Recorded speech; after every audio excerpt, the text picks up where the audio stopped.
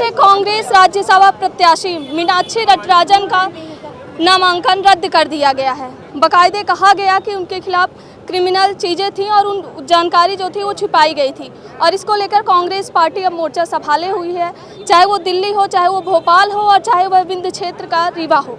इसी कड़ी में आज आप जो देख रहे हैं ये कांग्रेस को लोग हैं, और आज इनको आशा है, और इसी आशा के साथ आज ये बैठे हैं कमिश्नर कार्यालय के सामने कि हमारी बातें सुनी जाए। क्या है पूरा मामला जान लेते हैं।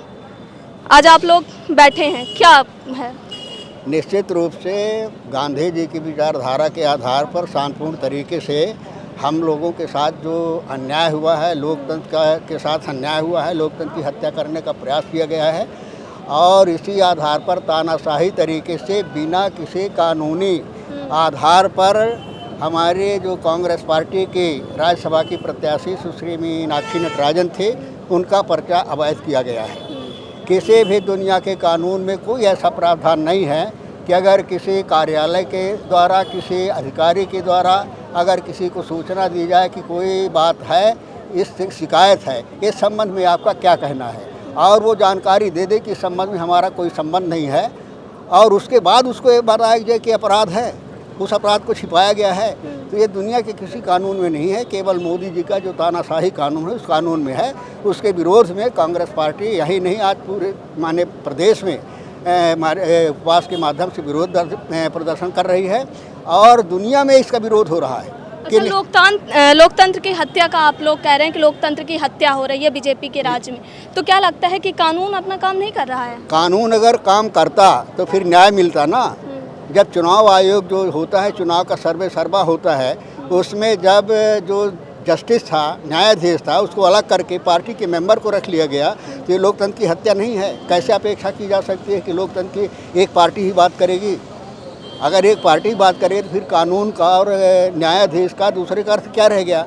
तो इससे साफ जाहिर होता है कि लोकतंत्र की हत्या करना चाहते हो। लोकतंत्र को चाहते नहीं, वो चाहते कि तानाशाही तरीके से किस तरह से जो इस देश के संविधान के माध्यम से इस देश की आम की जनता को जो अधिकार मिला है सरकार बनाने का, वो अधिकार जनता का ख़त्म हो जाए, और तानाशाही तरीके से जिस तरह से हम चाहें देश को चलाएं।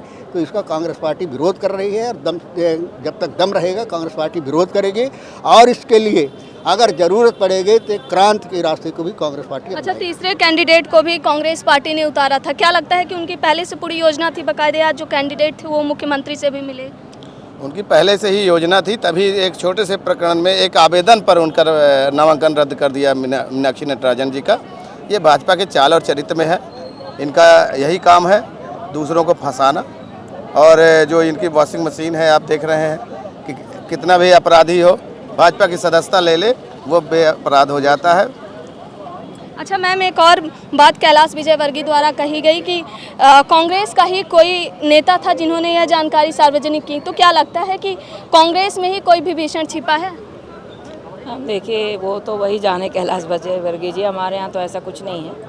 और जहाँ तक मैं समझती हूँ कि भाजपा की सरकार जो बड़े बड़े वादे करती है महिला सशक्तिकरण के, महिला आरक्षण के, तो इससे ये भाजपा की रीति नीति साफ समझ में आ रही है कि वो महिलाओं के प्रति कितनी संवेदनशील है, जब वो एक महिला का पर्चा रद्द करा सकती है। और वो भी हमारे यहाँ की वो लीडर हैं मीनाक्षी नटराजन जी, हम लोग उनका बड़ा सम्मान करते हैं, और गांधीवादी विचारधारा की वो महिला हैं। तो ऐसी महिला का पर्चा रद्द कराना अपने आप में बड़े शर्म की बात है।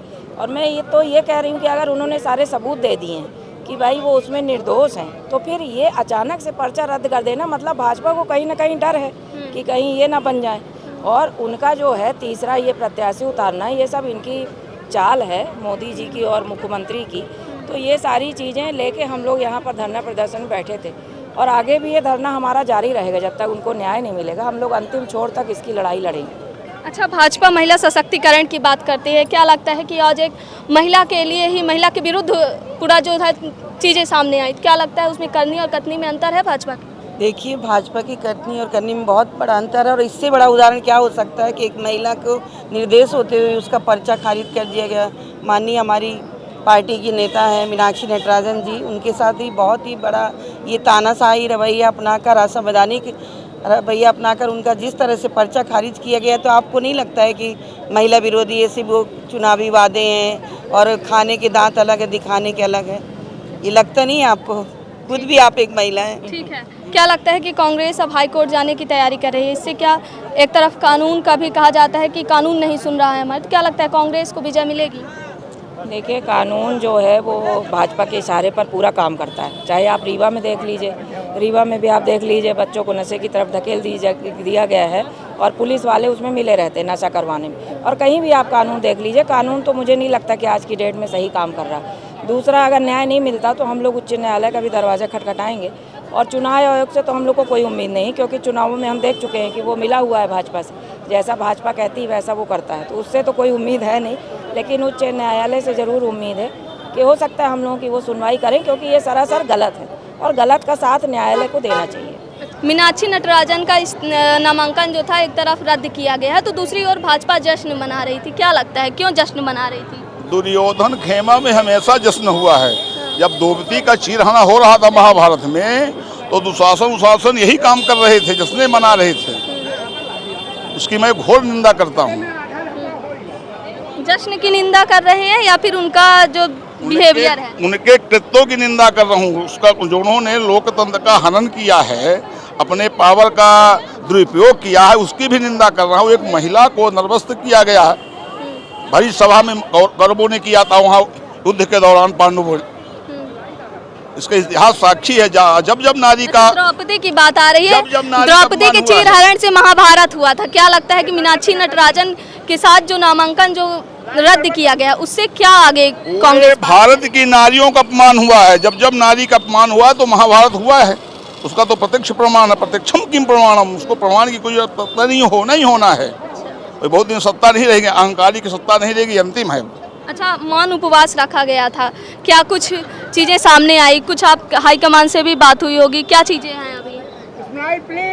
देखिए, हम लोगों को जो जानकारी प्राप्त हुई है, हाईकमान से तो बात नहीं हुई है, लेकिन विभिन्न सूत्रों से जो जानकारी मिली है कि कांग्रेस का एक प्रतिनिधिमंडल निर्वाचन आयोग के पास अपना पक्ष रखा है। उसमें हमारी उम्मीदवार भी थी और निर्वाचन आयोग ने ये कहा है कि हमें 2 घंटे का वक्त दीजिए, हम इसमें कुछ फैसला करेंगे।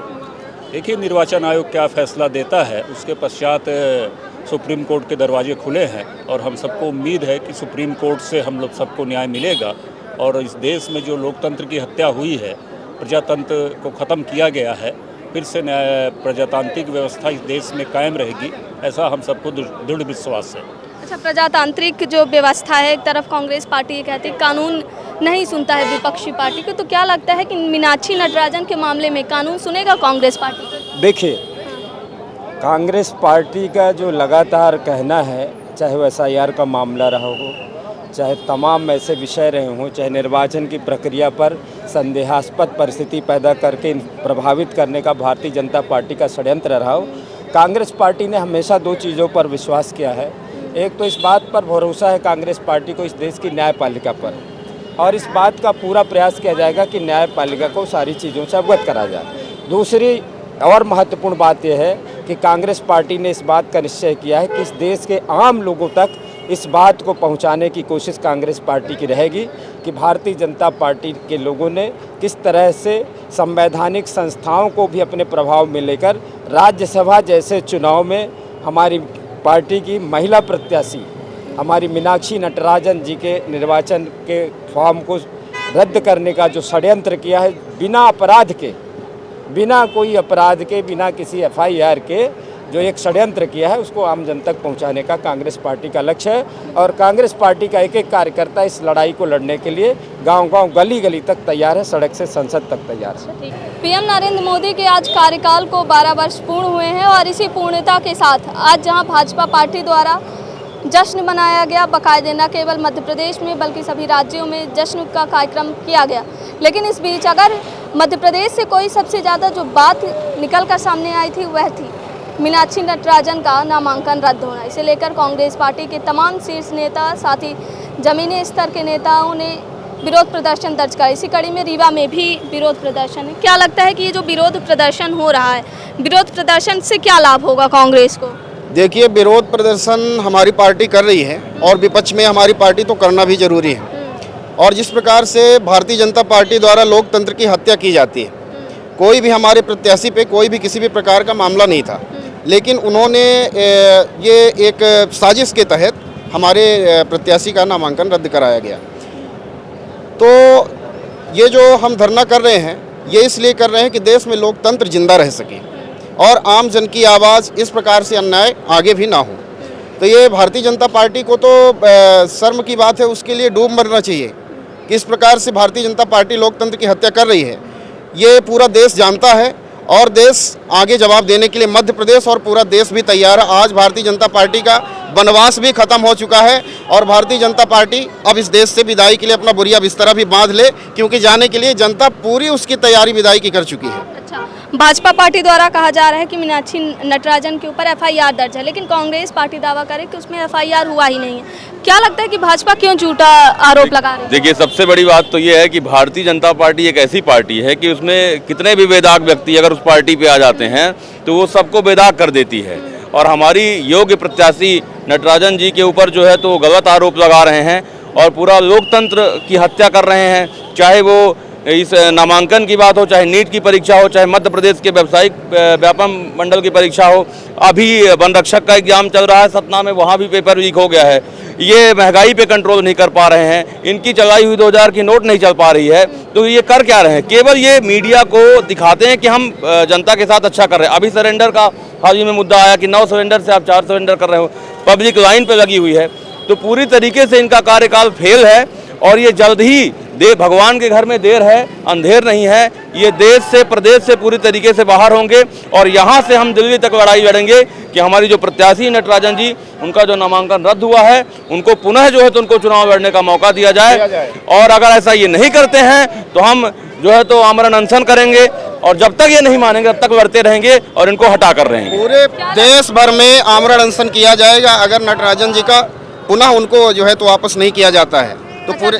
क्या लगता है कि बीजेपी पार्टी के जो वादे होते हैं तो वो हवाई है? भारतीय जनता पार्टी ने आज पूरे देश में यह साबित कर दिया है कि लोकतंत्र नहीं मानेंगे, जनादेश नहीं मानेंगे और संविधान की मूल जो भी सारी चीज़ें हैं वो मानने के लिए नहीं है। जैसा कि सभी को पता है कि मध्य प्रदेश कांग्रेस के राज्यसभा प्रत्याशी बड़ी बहन मीनाक्षी नटराजन जी का नामांकन निरस्त हुआ है। निर्वाचन आयोग की मदद से जिस तरीके से भारतीय जनता पार्टी ने पूरे देश में अन्याय, अत्याचार व्यापक तरीके से फैलाई हुई है, ये देश की जनता समझ चुकी है। कितना भी बड़ा अपराधी अगर भाजपा में वो चला जाता है तो वो पूरी तरह से अपराधी नहीं रह जाता है और बिना अपराधी व्यक्ति को अपराधी साबित कर देती भारतीय जनता पार्टी अगर वो किसी अन्य दल का है। तो ये पूरी तरह से लोकतंत्र की हत्या है, जनता की आवाज़ दबाई जा रही है। तो अब अगला कदम क्या होगा कांग्रेस का? अब अगला जो कदम होगा वो हमारे शीर्ष नेता जो हैं वो तय करेंगे। हम लोग उनके नक्शे कदम में चलने वाले व्यक्ति हैं। यहाँ पे कांग्रेस पार्टी द्वारा मौन उपवास रखा गया। साथ ही उम्मीद की जा रही है कानून से कि अब शायद उन्हें न्याय मिले और इसी न्याय के इंतजार में आज यहाँ पे मौन उपवास किया गया है। देखते हैं कि मीनाक्षी नटराजन के मामले में क्या कुछ फैसला आता है, लेकिन जिस प्रकार ये मामला उछल रहा है वह कहीं ना कहीं सियासत में एक अलग ही भूचाल ला रहा है। वीडियो जर्नलिस्ट नीरज के साथ सोनाली दुबे की रिपोर्ट। श्रवण कुमारी senior secondary school Chirhula Rewa, जहां इस समय चालू है फ्री एडमिशन। जल्दी आएं और अपने बच्चों के बेहतर भविष्य के लिए एडमिशन करवाएं। नर्सरी से 12वीं तक